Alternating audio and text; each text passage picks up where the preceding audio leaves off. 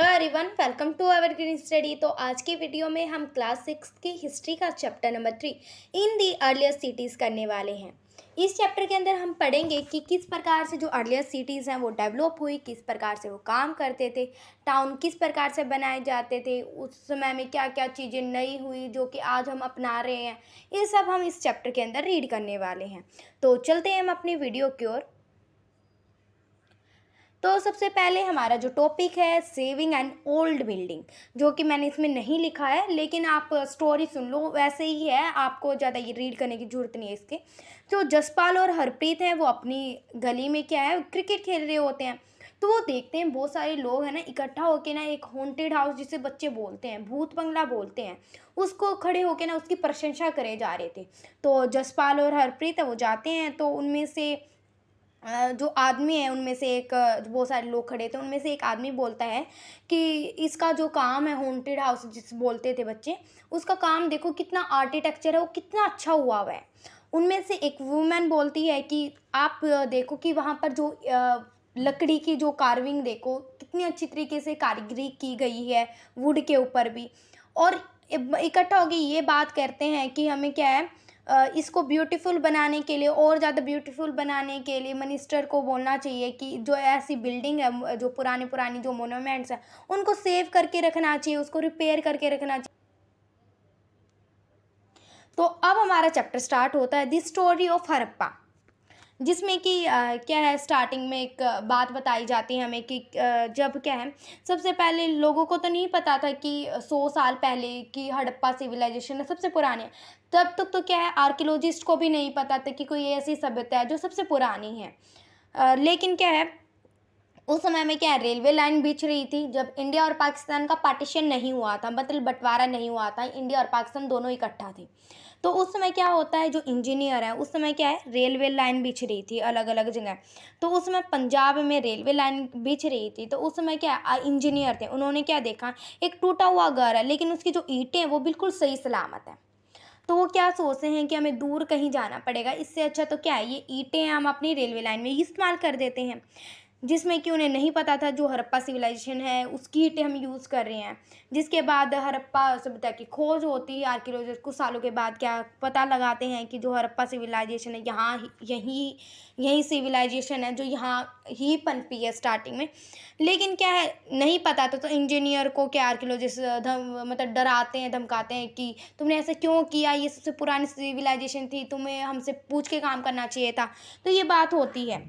जिसकी 80 साल के बाद है आर्कियोलॉजिस्ट हैं वो क्या है हड़प्पा सिविलाइजेशन की खोज कर देते हैं उसके बाद, और पता चलता है कि जो सब कॉन्टिनेंट होते हैं उनमें सबसे पुरानी जो सभ्यता है वो हड़प्पा सिविलाइजेशन है।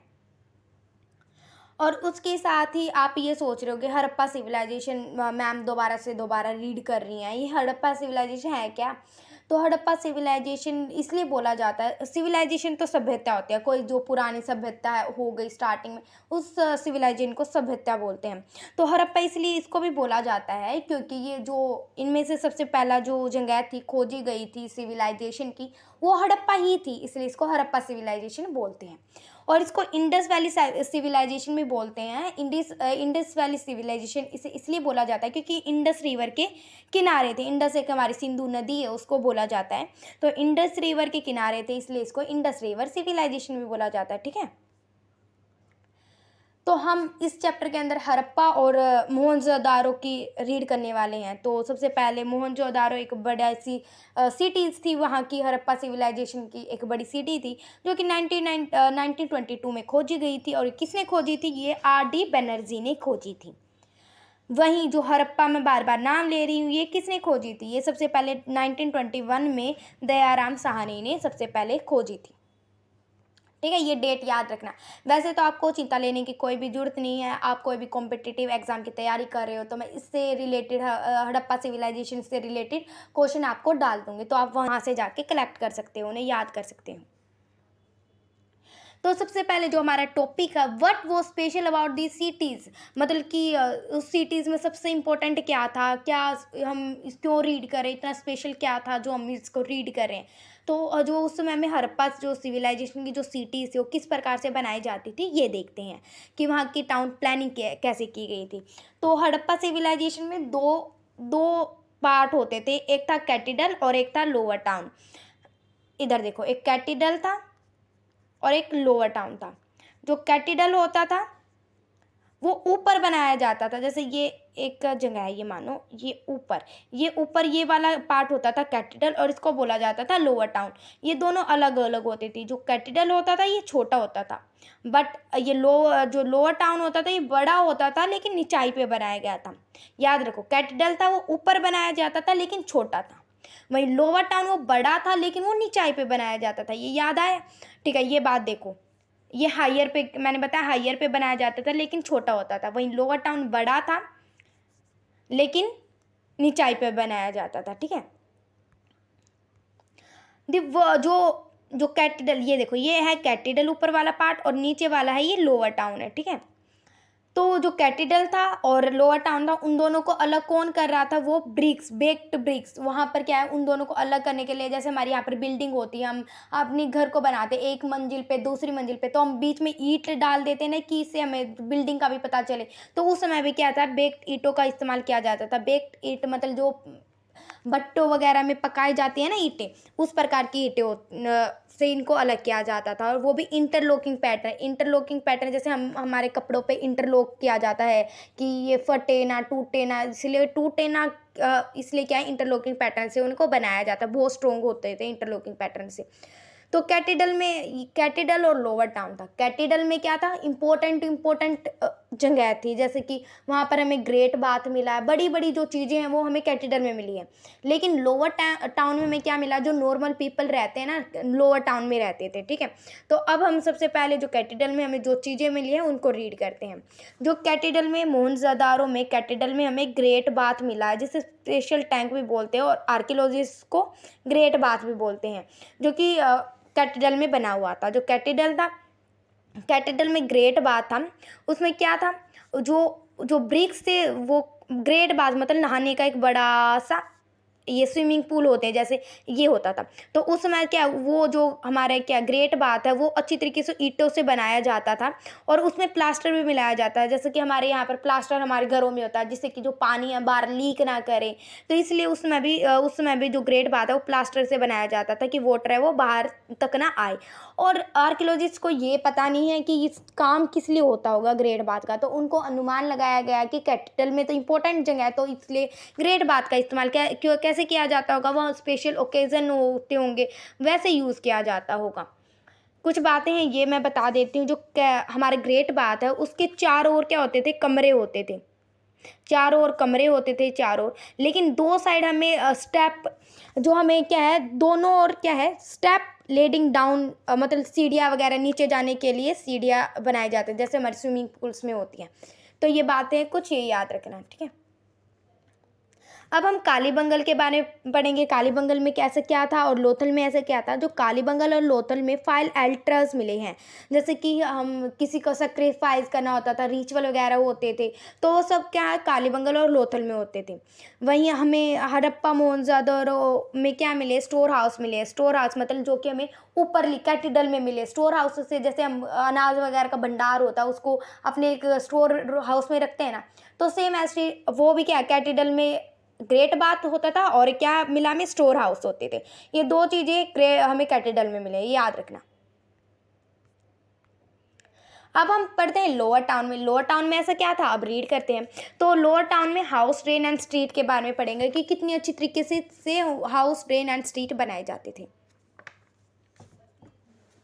जो ये माना जाता है कि जो हाउस, ड्रेन और स्ट्रीट, हाउस घर, ड्रेन जैसे नाले वगैरह होते हैं, स्ट्रीट होती है गलियाँ, तो उसमें बोला जाता है कि दो कमरे होते होंगे, एक या दो कमरे होते होंगी। दोनों कमरे के बाहर क्या होता था, एक कोर्ट यार्ड होता था, आंगन, खालनी खेलने का जगह होती है ना, कोर्ट यार्ड, वो होता होगा। और साथ में बोला जाता है कि लोग क्या है, अपने लिए एक सेपरेट बाथरूम भी बनवाते थे, बाथिंग रूम भी बनवाते, जिसमें हम नहाते वगैरह, तो वो अलग से बनवाते जैसे नॉर्मल हमारे घरों में होता है। और वहीं जो सिटीज़ में क्या ड्रेन सिस्टम था, ड्रेन मतलब नाली वगैरह इतनी अच्छी तरीके से था कि ड्रेन को ना हमेशा ढक के रखा जाता था। जैसे बहुत सारी नाली होती है, नाली जाते रहते हैं और वो बड़े से खड्डे में गिरते हैं जाके, तो उसको क्या कवर किया जाता था, बड़े वाले खड्डे को, जो आने वाले टाइम में क्या गंदा होने के बाद उसको साफ किया जाए, इसलिए इसको बंद करके रखा जाता था, तो उसकी सफाई टाइम टू टाइम होती रही।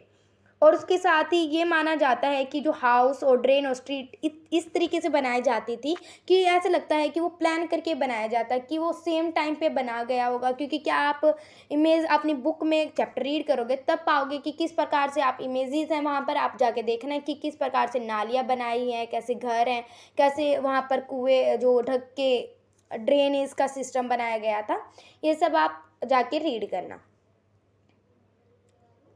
तो मैं एक बात बता देती हूँ, जैसे मैं आपको रीड करवा रही हूँ तो आप एक बार जाके क्या है आपने आपसे खुद एक बार चैप्टर की रीडिंग करना है, क्योंकि क्या बोला जाता है कि जितना मैं पढ़ा रही हूँ उतना मुझे याद हो रहा है, बट क्या है जितना आप अपने खुद से पढ़ोगे वो उतना आपको ज़्यादा याद होगा। बट मैं डेफिनेटली श्योर हूँ, आप एक बार मेरी जो वीडियो वो देख लेना, जिसके बाद आप चैप्टर की रीडिंग करोगे तो आपको सेम ऐसे वही मिलेगा, आपको ज़्यादा कुछ ऐसे देखने को नहीं मिलेगा, लेकिन अपनी चैप्टर की रीडिंग आप जरूर करना।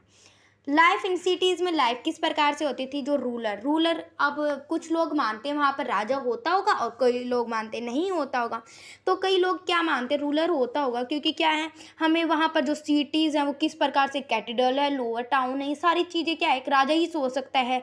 ऊपर वाले एरिया में अच्छी से जो बड़ी बड़ी बिल्डिंग्स होगी, नीचे क्या है आम जो लोग रहेंगे वो होंगे, ये सब कुछ एक राजा ही कर सकता है। वहीं प्रीसियस स्टोन होते थे, वहाँ पर मेटल होते थे, वहीं जो हमें ईंटें मिली हैं, जैसे हमें कश्मीर में जो ईंटें मिली हैं साइज़ की, मतलब सेम साइज़ की, वही हमें क्या है हड़प्पा में मिली है, वही मोहनजोदड़ो में मिली है। ये सारी चीज़ें हमें क्या दिखाती हैं कि वहाँ पर रूलर होता होगा, जिसके अकॉर्डिंग क्या है काम होता होगा।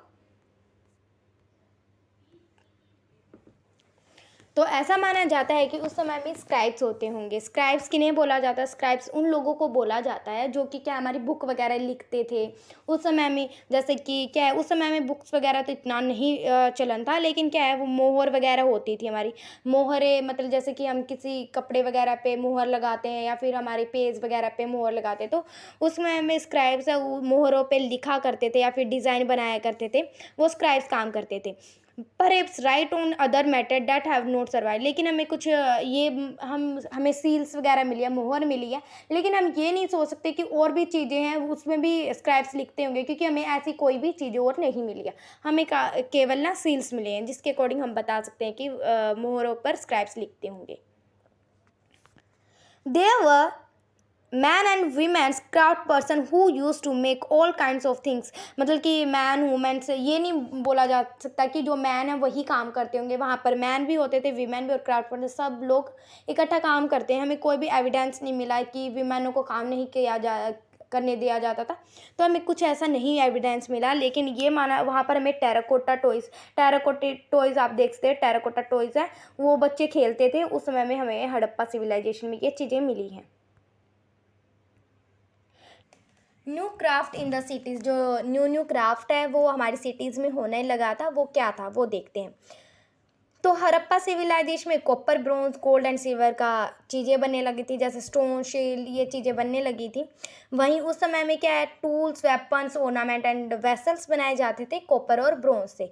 तांबा और कांसे से क्या बनाए जाते थे, tools, weapons, ornament and vessels बनाए जाते थे। वहीं गोल्ड और सिल्वर का यूज़ क्या किस काम के लिए होता था हड़प्पा में, वो होता था ऑर्नामेंट्स और वेसल्स बनाने के लिए होता था, जैसे गहने वगैरह हो गए हमारे, और बर्तन बनाने का काम गोल्ड और सिल्वर का होता था। वहीं जो हड़प्पा सिविलाइजेशन में जो सील्स मोहरें होती थी वो रेक्टेंगल शेप की होती थी, और उसके साथ ही उसमें एनिमल्स की पिक्चर्स वगैरह बनी होती थी। मोहरे किसे बोलते हैं, जैसे कि हम अपने सिग्नेचर वगैरह टीचर से करवाते तो प्रिंसिपल वगैरह वो साइन नहीं करती, वो मोहरे लगा देती हैं हमारे ऊपर, मतलब हमारे पेजेस पे, तो क्या है उसमें हमें एनिमल्स की होते होंगे शेल्स, ठीक है। वहीं उसमें हमें ब्लैक डिज़ाइन के क्या होते थे, ब्लैक डिज़ाइन के पॉट होते थे। वहीं सिल्वर वास भी मिला है, जो कॉपर के मोहनजोदाड़ो में मिले हैं। ये कुछ याद हैं, आप याद रखना। और उसके साथ ही वहाँ पर क्या है टेराकोटा के टॉयज़ बनने लगे थे, टेराकोटा टॉयज़ बन रहे थे बच्चों के लिए। और फ्यून्स का एक बर्तन होता है फ्यून्स, उसे बोला जाता है, जो कि क्या है पूरा जो घिस घिस के किसी चीज़ को बनाया जाता था, बिल्कुल जैसे हमें कोई बर्तन बनाना है तो उसको बहुत देर तक घिसा जाता था, उसको अच्छी तरीके से पकाया जाता था, और बाद में क्या उसमें कलरिंग की जाती थी, जो कि एक फ्यून्स का बर्तन वगैरह होता था, जो कि क्या है अमीर लोग ही खरीद पाते थे, क्योंकि वो बहुत ज़्यादा महंगा होता था उस समय में। और ये बोला जाता है कि ये स्पेशलिस्ट काम करते थे, स्पेशलिस्ट उन्हें बोला जाता है। जैसे कि आप किस चीज़ में, आपको जैसे मैथ अच्छी तरीके से आता है तो आप किस चीज़ में स्पेशलिस्ट हुई, मैथ में हो गई। तो उसी प्रकार से जैसे कि मैं टीचिंग के लिए स्पेशलिस्ट हूँ तो मैं साइंस अच्छी तरीके से पढ़ा सकती हूँ। तो ये सारी चीज़ें क्या है, एक स्पेशलिस्ट आदमी ही कर सकता है। In search of raw material किस प्रकार से सर्च किया जाता था, ये देखते हैं। रॉ मेटेरियल किसे बोला जाता है, रॉ मेटेरियल उन्हें बोला जाता है जो फार्मर्स होते हैं वो बनाते हैं। जैसे कि कॉटन क्या है, रॉ मेटेरियल हो गया, क्योंकि कॉटन है, कॉटन के बाद क्या होगा, उसके बाद क्या है, वो फैक्ट्री में जाएगा, उसके क्लॉथ मिलेंगे, और फिर बाद में क्या, वो इंडस्ट्री वगैरह में जाएंगे और क्या है, उनको बेचे वगैरह, फैक्ट्रियों में से बन के आया है वो सामान।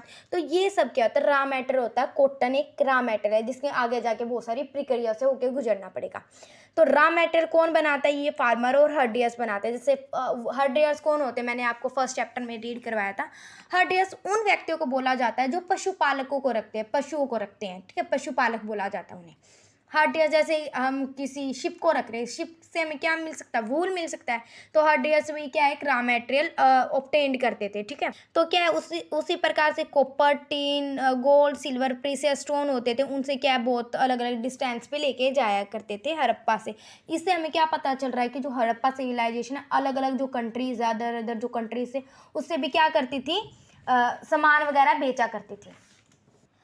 हड़प्पा में क्या है, आज जो हड़प्पा है उसमें क्या है, जो हमारा कॉपर है, कॉपर तांबा है, वो कहाँ से लेके आया जाता था, राजस्थान से लेके जाया जाता था, जो कि बाद में वेस्ट एशिया तक पहुँचाया जाता था। वहीं जो टिन है वो अफगानिस्तान में होता था, गोल्ड हमारे कर्नाटक में होता था, और वहीं हमारे जो प्रीशियस स्टोन होते थे वो गुजरात, ईरान और अफगानिस्तान में होते थे। तो इस प्रकार से हम अलग अलग जो हमारे स्टेट, हमारे जो कंट्री में भी क्या करते थे, सामान आदान प्रदान करते थे, बेचते थे, ट्रेड करते थे। वहीं जो हम अनदर कंट्री से भी ट्रेड करा करते थे। Food for people in the city, people, अब क्या है, हमने देखा कि हमने टाउन प्लानिंग के बारे में देख लिया, ड्रेनेज सिस्टम के बारे में देख लिया, हाउस देख लिए, किस प्रकार से क्राफ्ट करते थे वो, क्या क्या चीज़ें यूज़ करते थे, रूलर्स होता था या नहीं होता था, ये सारी हमने देख ली। अब देखते हैं फूड फॉर पीपल, अब खाना कहाँ से आता था वहाँ पर।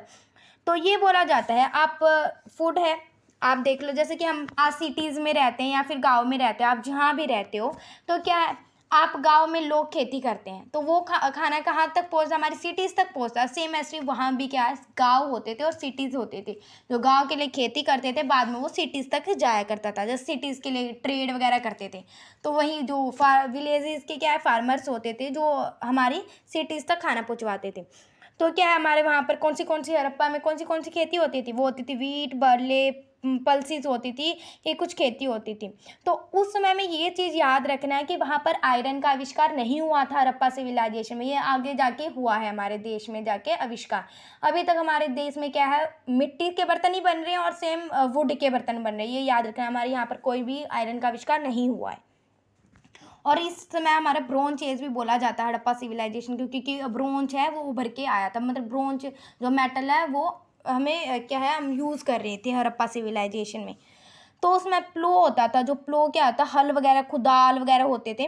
तो हमें वो एक टॉय मिला है, टॉय, जिससे कि हम पता चल सकता है कि वहाँ पर आयरन का आविष्कार नहीं हुआ था। टॉय से हमें वो पता चलता है कि वो वुड का यूज़ करते थे।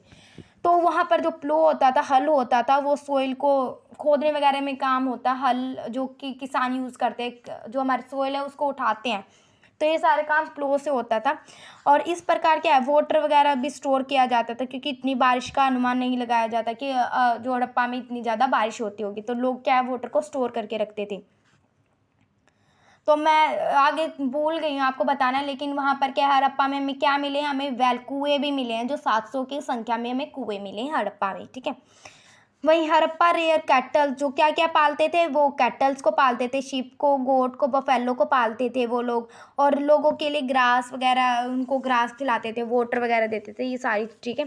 और एक जगह से दूसरी जगह भी घूमते थे अपने एनिमल्स को लेके, क्योंकि उनको खाने पीने के लिए उन्हें हर्डियर्स बोला जाता था, ठीक है। अब क्लोज हम एक छोटा सा लुक लेते हैं गुजरात की साइड। गुजरात में एक जगह है धोलावीरा।